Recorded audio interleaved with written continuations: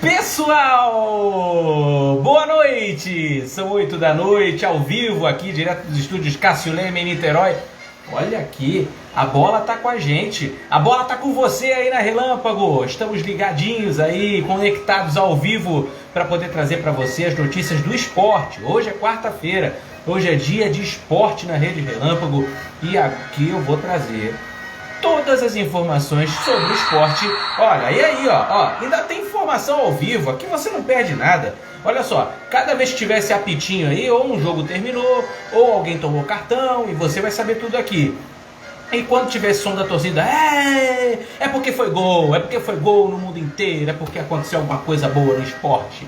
E a bola tá com a gente. Eu vou deixar ela aqui, e vou chamar o juiz vai apitar e a gente vai começar esse programa maravilhoso. Agradeço a presença do Digão DNK, que está por aqui também, e a Denise Monteiro, que entrou também. Antes disso, deixa eu colocar aqui, ó, porque a pessoa que entra aqui saber qual é o programa, né? Porque tem gente que ainda não está habituado à Rede Relâmpago. Então, a galera que está aqui já, que está acostumada, vai divulgando aí, ó. Relâmpago nos esportes, pronto. Vou fixar o comentário aqui. Ótimo! E você fica por aí porque o juiz vai apitar agora e a gente vai começar com um rodízio de notícias sensacionais. Vamos lá!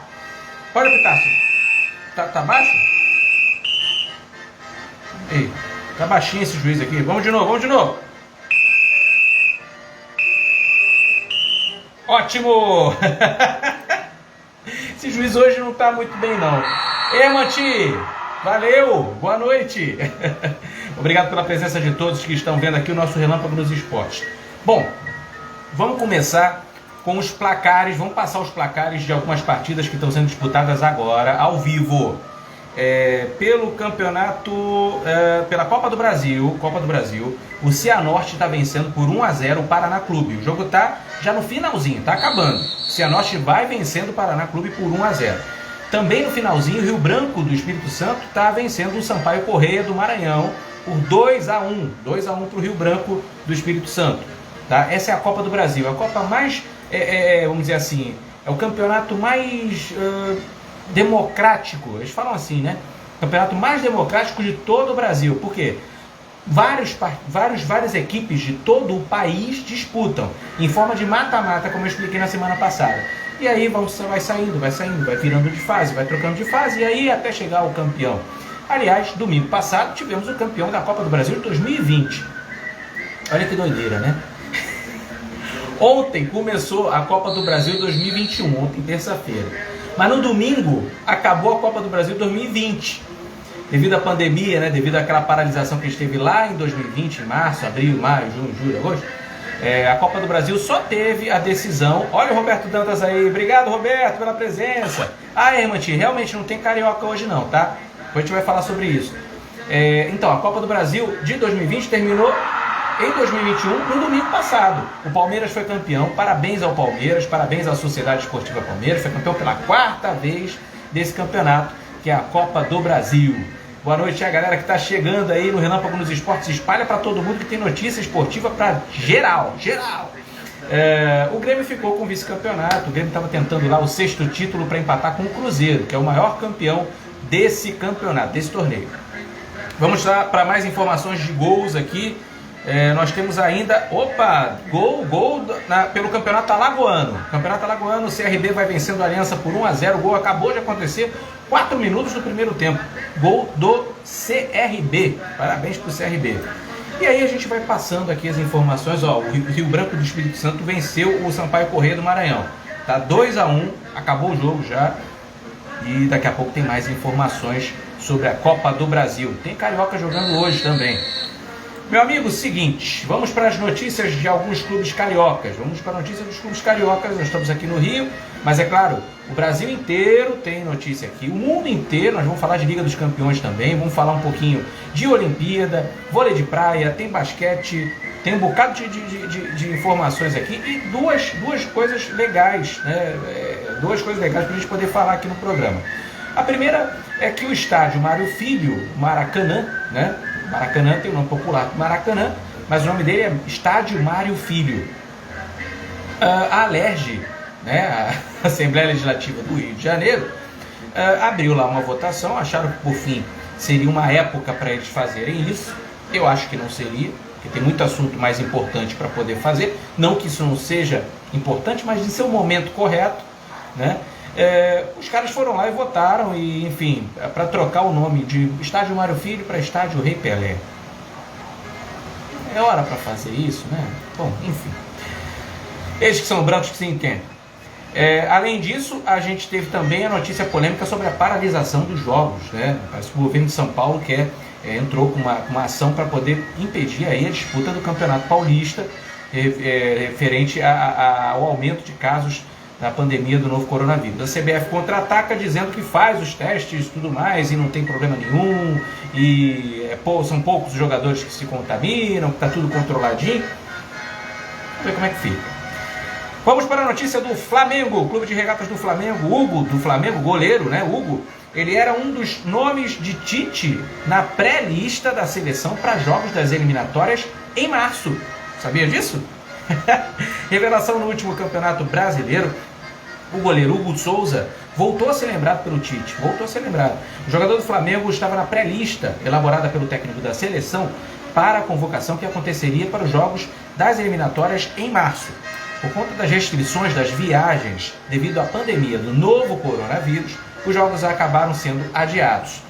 Ainda não foram remarcados. A convocação também não ocorreu. Tite e a sua comissão técnica preparavam uma lista larga para fazer ajustes de acordo com as possibilidades de convocações em meio à Covid-19. O Tite já convocou, lembrando, o goleiro Hugo em 2018. Em 2018, aqui, por causa de uma lesão de Diego Alves, o Hugo virou titular do Flamengo, por isso ganhou visibilidade. Em 2018, o Tite já tinha convocado o Hugo, como eu tinha falado. Na época ele tinha 19 anos, estava ainda no sub-20 rubro-negro, foi incluído na lista para amistosos contra os Estados Unidos e El Salvador. Então não seria mais uma novidade o Hugo integrar a seleção brasileira. Bacana, esse garoto vai longe, se Deus quiser, né? É mais um menino aí da base do Flamengo. Aliás, os garotos da base de vários clubes precisam ser valorizados, né? É legal a beça quando a gente vê jogadores novos aí surgindo. A gente vê se essa nova geração, né, consegue levar o Brasil campeão do mundo, né? É tão legal, poxa, ver o Brasil bem numa Copa do Mundo, jogar bem, né? Jogar com as pessoas, né? Jogar com os outros clubes, as outras seleções e vencer, ter aquela possibilidade de vencer. Na última Copa a gente perdeu para a Bélgica, que tem pouca história no futebol. Nós somos pentacampeões mundiais, acho que merecíamos um pouquinho mais, né? Obrigado para a Neide Casa Verde, que acabou de entrar aqui agora. Obrigado, uma boa noite, fique por aí. Chame a galera, é o Relâmpago nos Esportes que está ao vivo.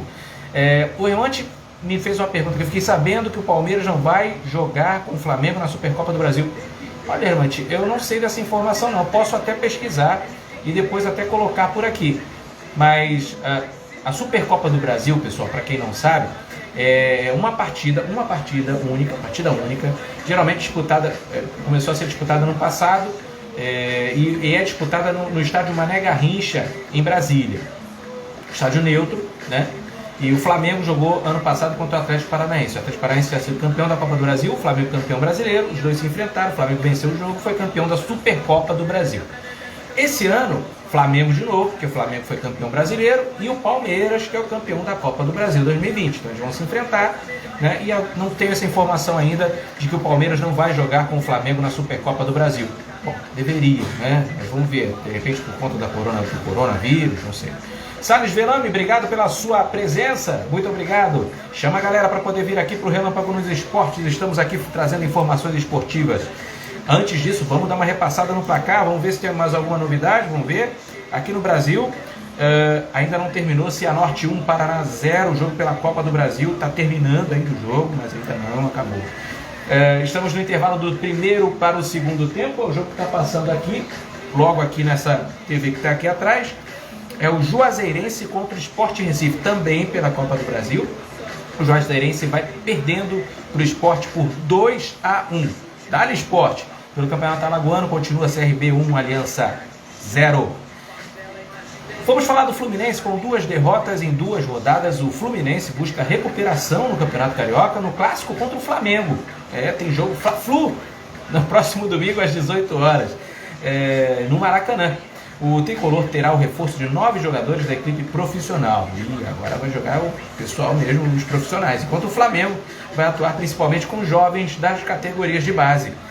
Um dos mais velhos que chegam para o Fluminense é o Michel Araújo, que garantiu não ter vantagem para a Fla-Flu.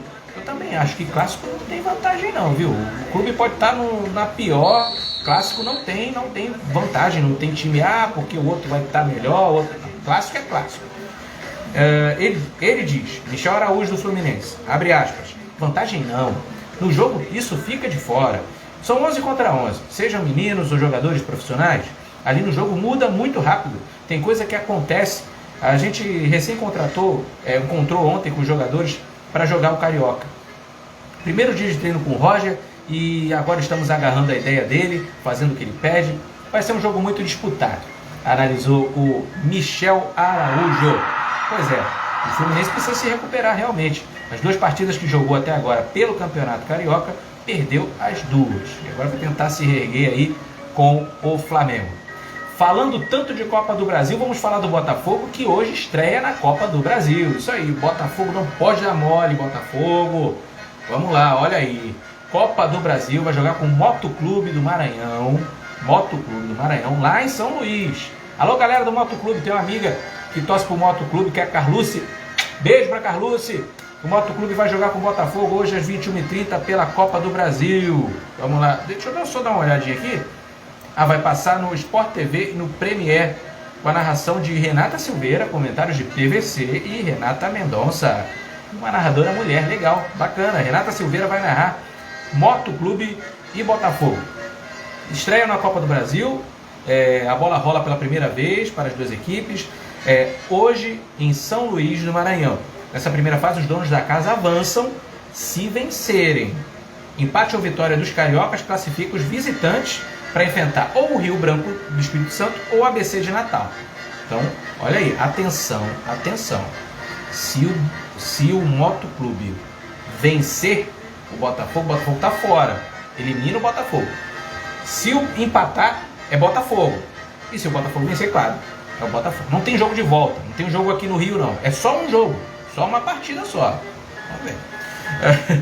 Essa é a primeira decisão para o Botafogo no ano e será a terceira vez de Marcelo Chamusca no comando do time.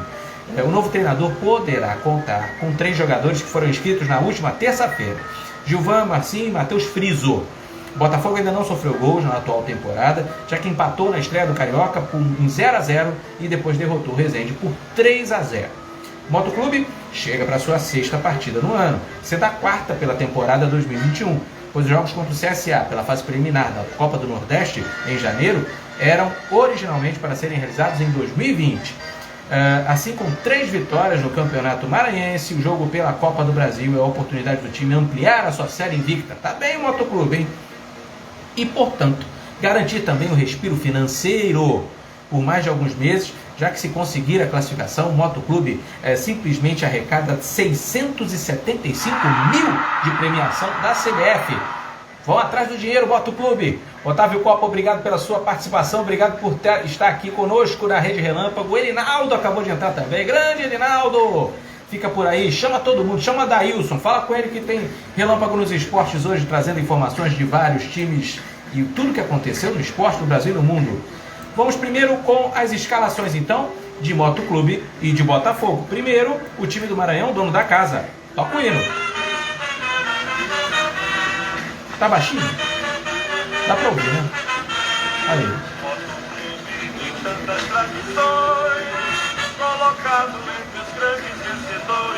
Muito bom! Esse é o Motoclube. Enquanto tá tocando o hino, a gente vai falar sobre o time do Motoclube. Como é que ele vem hoje pro Botafogo, contra o Botafogo. O técnico é o Marcinho Guerreiro. Para esse jogo, o Papão do Norte chega sem nenhuma novidade em relação ao bid. Jogadores que aguardam regularização para a temporada. Tá tudo certo com os maranhenses lá, que vão vir com Joanderson no gol, Diego Renan pela lateral direita, Wanderson e Alisson fazem a dupla de zaga. Pela lateral esquerda, Vinícius Paiva. No meio campo, ali como volantes, Recife e Vitor Manuel. Meias mais avançados, Luiz Guilherme pela direita, Cleitinho pelo meio e Raí pela esquerda. E o atacante, o centroavante, o matador do time do Moto Clube é o Gerinha. Tá aí, Gerinha. Obrigado, Jorge César, ator. Tá aí com a gente na Rede Relâmpago. Muito obrigado pela presença. O técnico é o Marcinho Guerreiro. Esse é o Moto Clube. Muito bem. Vamos agora para a escalação do Botafogo. Botafogo, campeão desde 1910. Vamos lá. Botafogo, ele... Deixa eu falar um pouquinho aqui. 3 dias depois do último jogo no Campeonato Carioca, o Botafogo não teve tempo para treinar.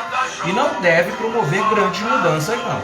A tendência é que Marcelo Chamusca tenha praticamente o time todo titular. Tem algumas dúvidas, enfim. Mas vamos ver a provável escalação da equipe do Botafogo para a partida de hoje. Vamos lá. O goleiro é Douglas Borges. Lateral pela direita, Jonathan. Dupla de zaga, Marcelo Benevenuto e Canu. Lateral pela esquerda, Guilherme Santos. No meio-campo nós temos Zé Wellison, ou Luiz Otávio, Pedro Castro, Ronald pela direita, Nazário ou Marcinho e o Warley, enfim, à esquerda. O atacante centroavante é Matheus Babi. Sorte aí pro Botafogo, sorte pro Moto Clube também. Aí está, a Copa do Brasil nessa fase é meia... Tem que tomar cuidado, né? O time que perder tá fora. Então, toma cuidado, não pode dar mole. Arbitragem que apita o jogo hoje entre Moto Clube e Botafogo é José Mendonça da Silva Júnior do Paraná. Os assistentes são Rafael Tombeta do Paraná também, Sidmar dos Santos Meure também do Paraná.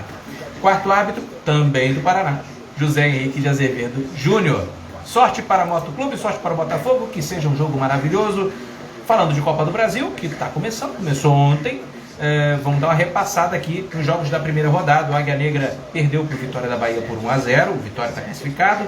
O Campinense perdeu para o Bahia por 7-1. Parabéns ao Bahia, tricolor de aço. O tricolor de aço é o Fortaleza. É o tricolor baiano, vai. 7-1, legal. O Madureira perdeu para o Paysandu por 1-0. Ô Madureira, perdeu para o Paysandu de Belém do Pará, 1-0. O Gama, Distrito Federal, perdeu para a Ponte Preta por 2-1, passou a Ponte Preta. O 4 de julho venceu Confiança por 1-0, os jogos de hoje. Rio Branco 2, Sampaio Corrêa 1, Cianorte 1, Paraná 0, acabou. E agora está no intervalo, está voltando agora para o segundo tempo. Juazeirense 1, Sport Recife 2. Juazeirense está indo embora. O pessoal não dá mole mesmo. Copa do Brasil não é para dar mole, não. Outro clube carioca que a gente não falou até agora é o Vasco da Gama. Vasco que tenta se reerguer nessa temporada aí, né? Foi rebaixado para a segunda divisão nacional e não está vivendo uma boa fase também no Campeonato Carioca. Então está tentando aí se ajustar. E por isso anunciou mais um reforço para a temporada de 2021. Daniel Linhares está por aí também, Iluminado 32, muito obrigado pela presença. Essa Supercopa do Brasil tem um duelo do Flamengo e Palmeiras, que está na frente do Flamengo com 4 títulos na Copa do Brasil. O Flamengo tem 3 títulos na Copa do Brasil. Obrigado, Hermante. Obrigado pelas informações, legal. Hermante, tá por aí, Hermante. Valeu.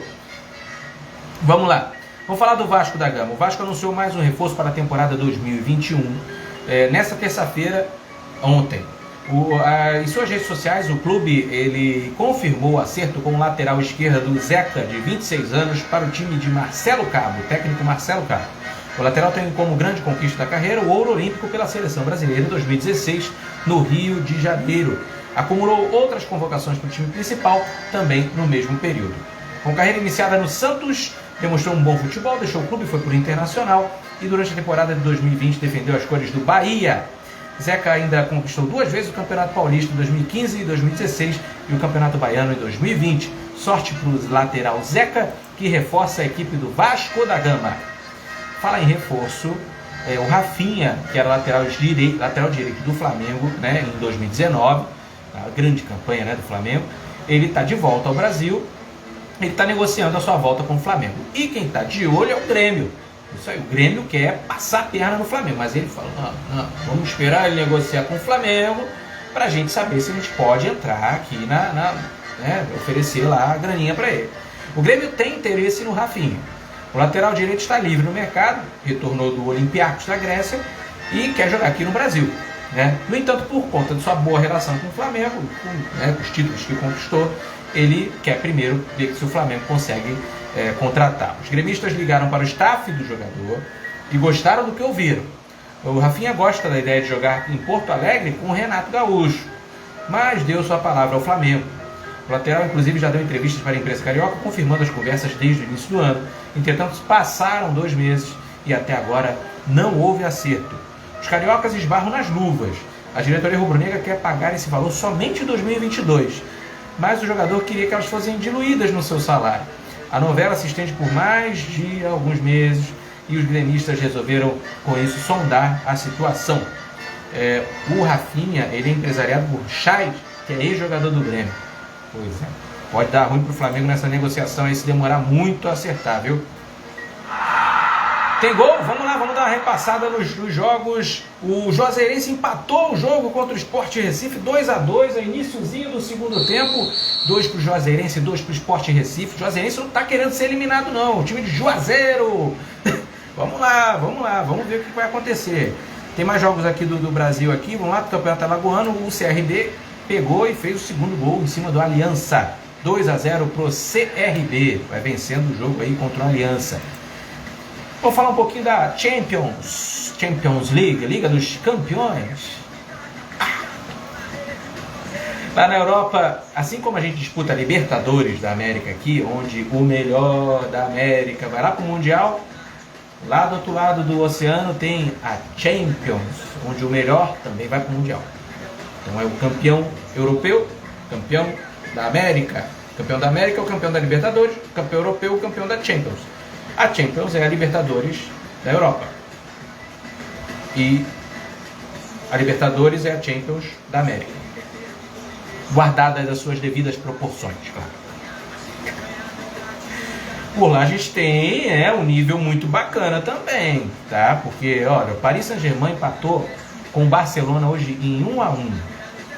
Messi fez um golaço, mas perdeu o pênalti. E o Barcelona não consegue o milagre contra o PSG. Deu ruim para o Barcelona. Deixa eu olhar aqui a tabela. Gente, na primeira partida, o Barcelona tinha perdido por 4-1 na Espanha. 4-1 para o Paris. E aí foi jogar em Paris, só empatou. 1-1, quer dizer, Barcelona, tchau, Messi, foi embora. Vamos fazer um resumão aqui do que aconteceu. Dessa vez não houve retomada. O Barcelona está fora da Champions. Se deu até o direito de sonhar, mas o pênalti perdido por Messi no fim do primeiro tempo, depois de anotar um golaço, congelou qualquer reação.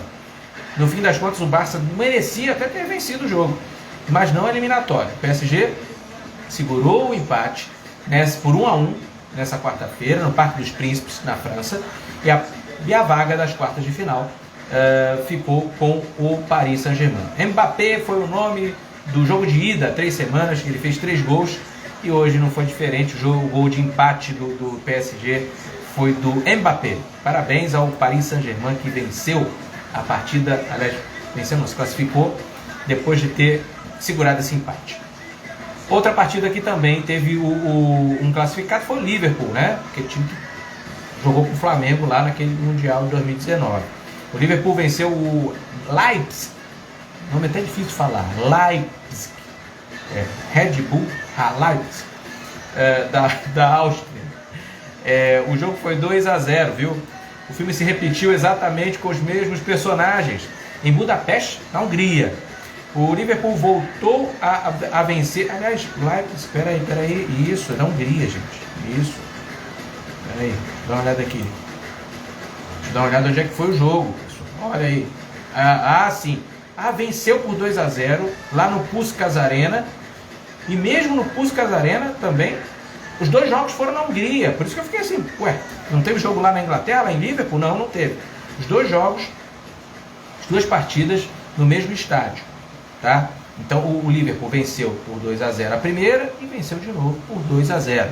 Deixa eu continuar aqui dando a informação do jogo. Com gols do Salah e Mané, avançou com tranquilidade para as quartas de final da Champions. A dupla de atacantes também havia marcado um jogo de ida, quando o time de Jürgen Klopp venceu pelo mesmo placar. Em crise na Premier League, que é o campeonato inglês, a equipe inglesa foca no torneio continental para seguir com chances de título na temporada. Então tá difícil lá para o Liverpool. Érica Renata, obrigado pela entrada aí no nosso programa, no Relâmpago nos Esportes. Fica por aqui, chama a galera toda para poder participar. Na Champions, vamos dar uma repassada aqui nos placares. O Manchester City venceu o Borussia Mönchengladbach por 2-0. O segundo jogo vai ser semana que vem. Bayern de Munique 4, Lazio 1. O segundo jogo também vai ser no dia 17, na próxima quarta-feira.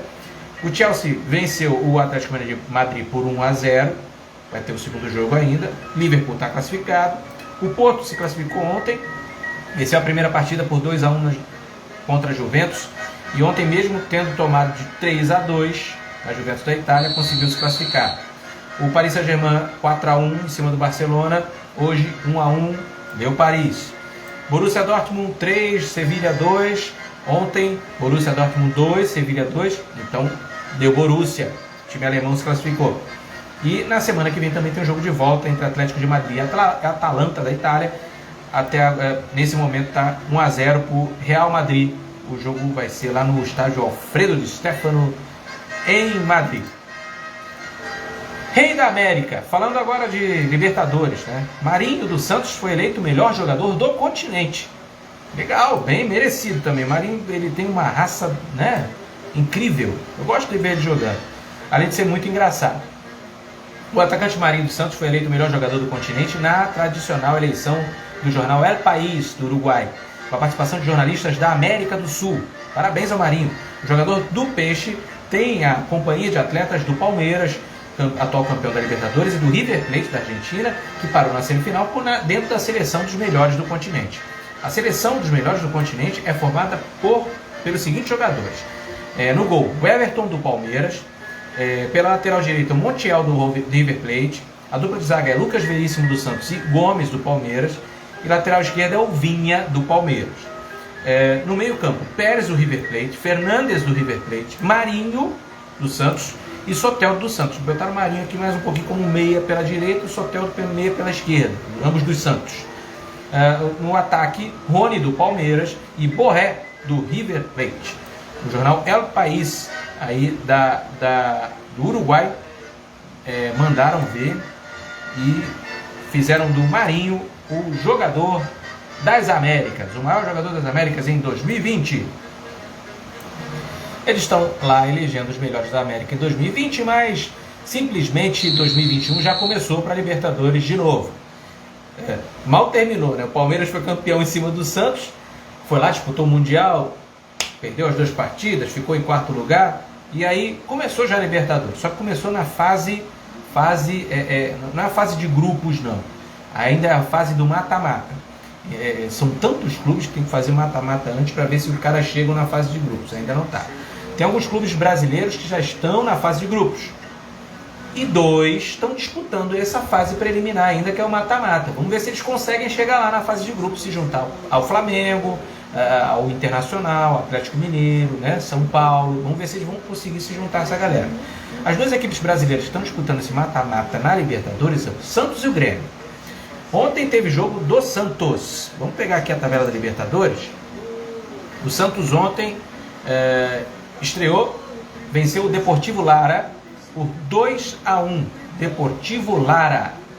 Boa vitória do Santos em casa na Vila Belmiro. Agora vai lá na casa do Deportivo Lara para tentar continuar com essa vantagem e passar para a próxima fase, para enfrentar ou o São Lourenço da Argentina ou a Universidade de Chile. Coisa braba aí pro Santos, hein? Caramba, só timão, né? Que é time chato para jogar, né? É o São Lourenço, time do Papa, e o Universidade de Chile, que sempre apronta com brasileiros. Tomara que não. Daqui a pouco, às 21h30, o Grêmio estreia na Libertadores, nesse mata-mata, torneio preliminar. Vai enfrentar o Ayacucho do Peru, lá na Arena do Grêmio. É importante fazer um placar legal, para poder levar lá para o jogo na semana que vem, lá em Ayacucho. Nunca ouvi falar desse time, Ayacucho. Pois bem. Grêmio e o Santos estão nessa fase preliminar da Libertadores. Agora falando um pouquinho também como fica a divisão dos times brasileiros em relação a gente ver as partidas, né? Sabemos que o SBT ele vai transmitir às 21h30 a partida do Grêmio hoje o SBT transmite. Mas nessa semana os times brasileiros estão estreando, mesmo com números altos de casos do novo coronavírus, a competição seguirá obedecendo um protocolo rígido estabelecido pela Conmebol. Para as TVs que transmitem as partidas, a continuidade do torneio é importante por questões comerciais e para que o futebol não pare. Está aqui o boné. Muito bem. A grande mudança nas transmissões desse ano vai ser a entrada do SBT e da Conmebol TV desde o início da competição. Se no ano passado as duas empresas passaram a transmitir no meio da fase de grupos, esse ano os dois veículos vão escolher jogos desde o início, a depender de suas estratégias. O mesmo vale para a Fox Sports, mas de modo diferente. A Disney assumiu o canal em maio do ano passado e vai montar a programação de jogos do jeito que quiser, desde o começo. Então ainda tem a Fox Sports aí para você ver. Tem a Fox Sports, tem a Conmebol TV e tem o SBT. O melhor pacote vai ficar com a Fox Sports. A emissora esportiva da Disney tem a primeira escolha dos jogos na TV por assinatura e pode exibir a final com exclusividade no sistema pago. Ao todo, são 2 jogos por rodada nas terças e quartas. Por esse pacote, a emissora americana paga um total de 50 milhões de dólares, aproximadamente 290 milhões de reais no câmbio atual. Gente, é dinheiro pra chuchu. 2021, o SBT manteve um padrão que assumiu da Globo desde o ano passado. Transmitiu um jogo por rodada nas fases da pré-Libertadores. Na fase de grupos, a TV do Silvio Santos vai poder mostrar 2 jogos por rodada no mesmo horário. Ou seja, o SBT precisa escolher 2 partidas nas terças às 21h30 para exibir obrigatoriamente. A emissora paulista não pode exibir 2 partidas em dias e horários diferentes. A partir das oitavas e até a final única, o SBT pode mostrar um jogo apenas. Para exibir a competição, a emissora paga no mínimo 87 milhões de reais e o valor pode subir dependendo da venda do pacote publicitário. Legal. A Conmebol TV já tem, né, a segunda escolha da partida de TV por assinatura. Ela pegou alguns pedaços depois que a Globo abriu mão do contrato. Além da principal competição continental, o sistema produzido numa parceria entre a Band e a Conmebol exibe a Copa Sul-Americana, a Recopa Sul-Americana e a Libertadores Feminina. Por fim, o Facebook está desembolsando 116 milhões de reais para transmitir pelo Facebook Watch, que é o canal de transmissões do Facebook em relação ao esporte. Obrigado às presenças de Daniele Corso, Flávia Temel, Anne Pokvik, Pizzaria Diomar BH, Diego Braga tá aí também, Érica, Renata, obrigado. Gente, essas são as notícias da Taça Libertadores da América. Vamos dar uma repassada nos placares que estão ocorrendo aqui no país. O Juazeirense, né? 2, Sport Recife 2 pela Copa do Brasil e pelo Campeonato Goiano acabaram de começar. Atlético Goianiense 0, Jataiense 0, Goianésia 0, Aparecidense também 0. Tá aí. Vamos para o caso Fred, vamos para a polêmica do futebol. A CBMA, que a gente vai dizer aqui o que é. CBMA é Centro Brasileiro de Mediação e Arbitragem, rejeitou embargos e sentença de 18 milhões de reais a favor do Atlético Mineiro. Vamos dar uma olhada aqui que é isso aqui. Vamos lá, vamos entender melhor.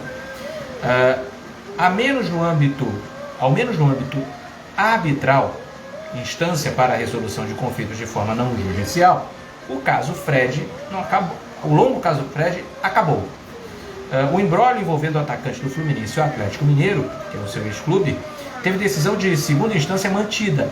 O Atlético Mineiro consegue o direito de receber uma multa de 10 milhões de reais, que virou 18 milhões de reais em 3 anos, do Fred, jogador camisa 9 lá do Fluminense. A CBMA, né, o Centro de Mediação de Arbitragem, já havia indeferido o recurso de Fred, que entrou com embargos. Eles também foram rejeitados. Bom, o que aconteceu?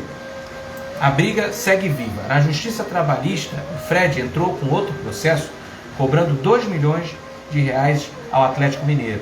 além de solicitar a queda da ação na Câmara Nacional de Resolução de Disputas, que é a primeira instância arbitral. Entre idas e vindas, liminares, tutelas, embargos e agravos, o Tribunal Regional do Trabalho de Minas manteve o processo arbitral, Frege entrou com o último recurso e tudo indica que o caso vá para Brasília, no TST, no Tribunal Superior do Trabalho. Então, essa briga entre o Frege e o Atlético Mineiro em relação a din-din, a dinheiro que não foi pago, a dinheiro que foi pago, a dinheiro de exigências, isso ainda vai ter muito pano para manga, isso tenha certeza. Mamãe tá aí, presente, ao vivo, Marli Constituição. Beijo para minha mãe, tá aqui assistindo também a gente. É o Relâmpago nos Esportes. Vamos falar sobre vôlei de praia. O vôlei de praia brasileiro vai ter 3 duplas. Olha que boa notícia. 3 duplas nas quartas de final da etapa de Doha no Circuito Mundial, um evento 4 estrelas. Na quarta-feira, nessa quarta-feira, a Ana Patrícia e Rebeca, Ágata e Duda e Evandro e Guto se garantiram entre as 8 melhores parcerias de cada naipe no evento do Catar. Parabéns, parabéns ao vôlei de praia do Brasil lá fazendo sucesso no Circuito Mundial de Doha. Após estrearem com derrota na terça-feira, Ágata e Duda tiveram que ganhar 3 vezes nessa quarta. Elas venceram Menegatti e Orsi Totti da Itália por 21-19 e 21-16. E no grupo C, as holandesas Kuiper e Meckelin da repescagem por virada por 33-35, 21-17 e 21-19. Já nas oitavas, elas passaram pelas suíças Rubeli e Betschat com 21-19 parcial e 21-18. Nas quartas de finais, suas rivais vão ser as americanas Claes e Sponsel. Sorte aí para as duplas do Brasil no circuito de Doha, no Catar, do vôlei de praia. Gente, sobre o basquete agora, o Botafogo tem um segundo tempo avassalador e virou sobre o Anápolis de Goiás e agora é o líder do Campeonato Brasileiro de Basquete. Parabéns ao Botafogo, que está montando aí um excelente time de basquete, né? Há muito tempo já, vem sendo campeão, vem se... Enfim, o basquete, infelizmente, é um esporte aqui no Brasil que não tem tanto patrocínio.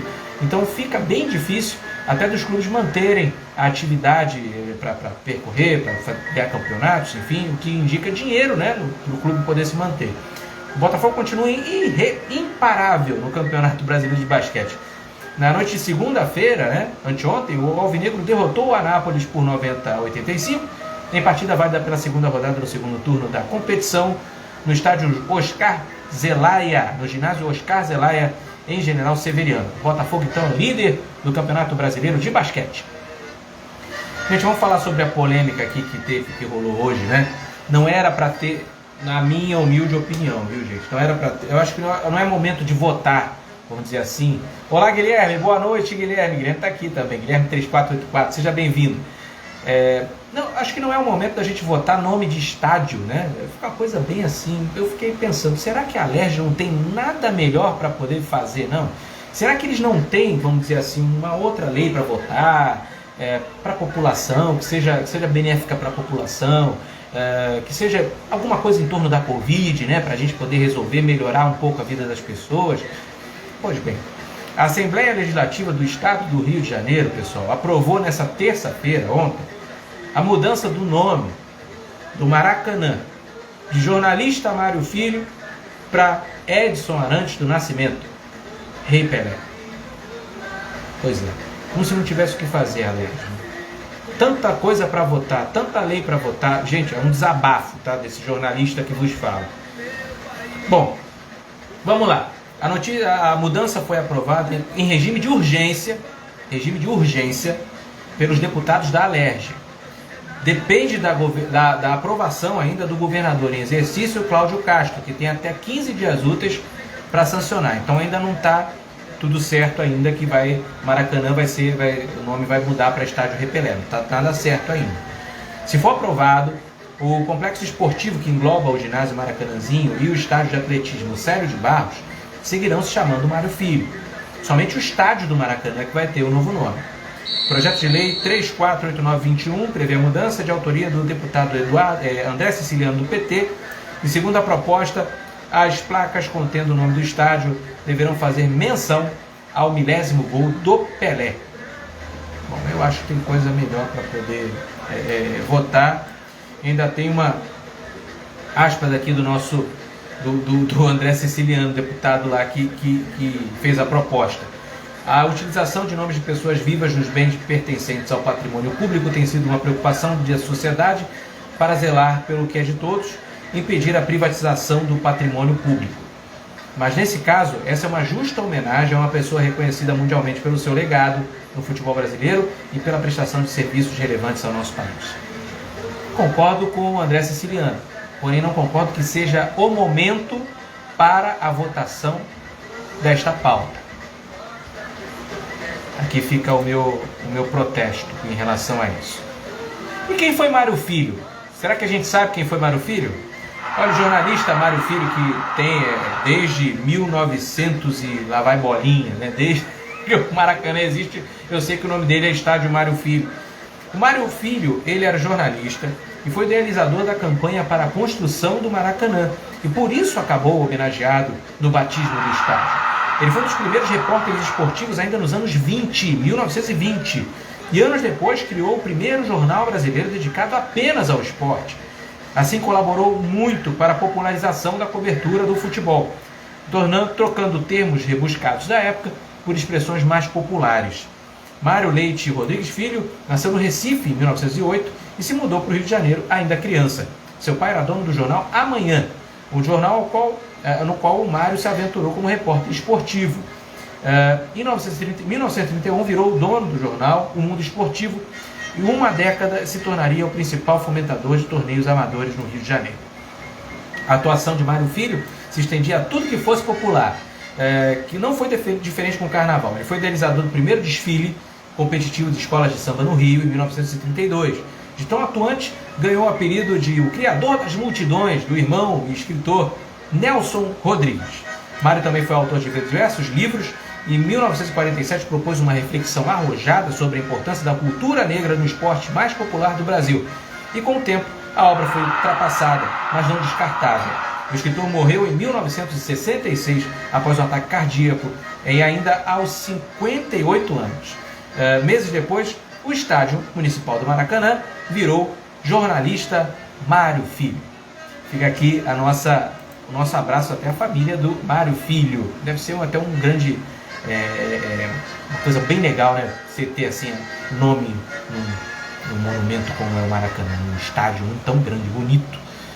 Rita Montessoro, boa noite, cheguei, eu amo o vôlei. Pois é, a gente já deu a notícia do vôlei aqui, o vôlei de praia está arrebentando, Rita. O vôlei de praia do Brasil está arrebentando lá no circuito mundial no Catar. Tem 3 duplas lá disputando as oitavas de final. Ó, eu acho que o Brasil vai conseguir levar esse título, hein? Eu acho que vai. Pelos placares o negócio está ficando bom pra gente. Gente, tem notícia sobre paralisação também de campeonatos. Diante do momento mais crítico da pandemia no Brasil, a continuação do futebol tornou-se um tema de grandes discussões.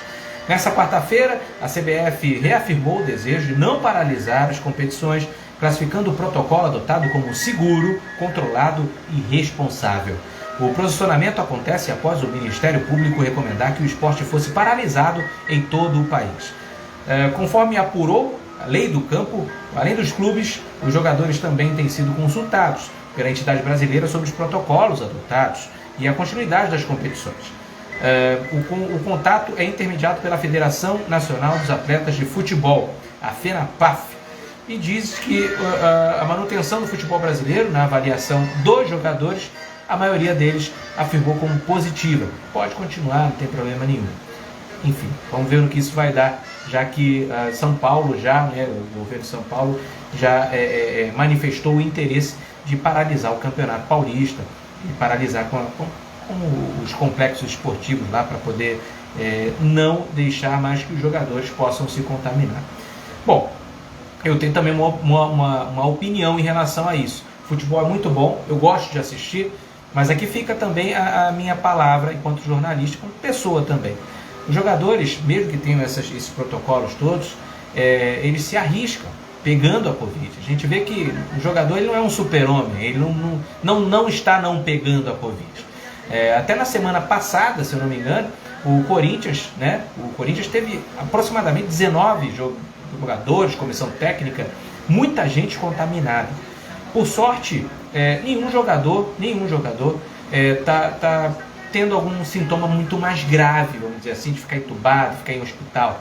Mas fica realmente, eu sou contra, totalmente contra da volta do futebol, totalmente contra, por exemplo, uma partida como essa podem, não sei, eu acho que a gente precisa ficar ligado em relação ao Covid, e tiver que parar, vamos parar, tiver que fazer o distanciamento, vamos fazer, tiver que fazer alguma medida protocolar, sim.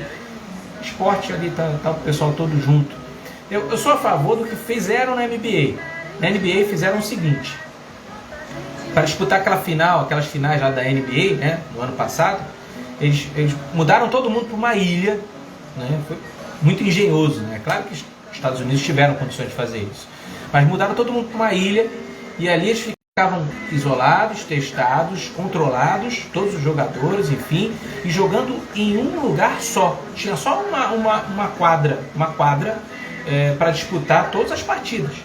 Então ali tinha um severo controle rígido, jornalistas que não saíam de lá, ninguém tinha acesso ao mundo real, vamos dizer assim, como se fosse uma bolha.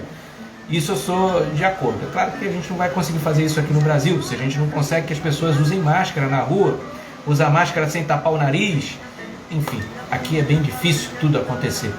Aqui a gente tem políticos votando trocar nome de estádio. Pessoal, é com essas e outras informações, vamos dar uma repassada no placar antes de encerrar nossa partida de hoje, nossa edição do Relâmpago nos Esportes. O Juazeirense virou o jogo contra o Sport Recife, está com 73 minutos, está terminando já, faltam 17 minutos para terminar o segundo tempo, terminar o jogo, e o Juazeirense vai conseguindo eliminar o Sport Recife, 3-2 para o Juazeirense. O Campeonato Alagoano está lá no intervalo, CRB 2, Aliança 0. Pela Copa Argentina, que a gente não colocou, Atlético Tucumã está vencendo Comunicaciones por 2-0. E pela Copa Libertadores, para aquela fase lá que a gente explicou, que é a primeira fase, Universidade Católica do Equador, não é do Chile, está vencendo, está perdendo por 1-0 para o Libertad do Paraguai. Pessoal, fiquem com Deus, que Deus abençoe a família de todos vocês. A gente volta com o Relâmpago nos Esportes, com essas notícias, essas pinceladas todas, na semana que vem, na próxima quarta-feira, se Deus quiser. Beijo em todos, se cuidem, apito do juiz, vamos lá? E até a semana que vem, pessoal. Beijo, fiquem com Deus e se cuidem, se cuidem.